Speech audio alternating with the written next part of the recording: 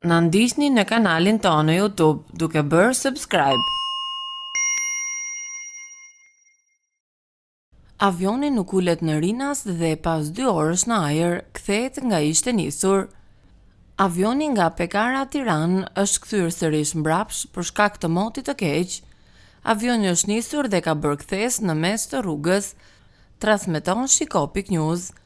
Me sa duket, piloti ka parë që ka mot të keq dhe nuk është ulur në Rinas, por është rikthyer përsëri ande nga është nisur. Avioni qëndroi në ajër për 2 orë dhe është ulur në Brindisi. Qytetarët janë lënë aty dhe nuk dihet se ç'do të bëhet më tej me ta. Transmeton Shiko.news. Cili është mendimi juaj? Lini komentin tuaj më poshtë. Për më shumë, klikoni në video tona të reja.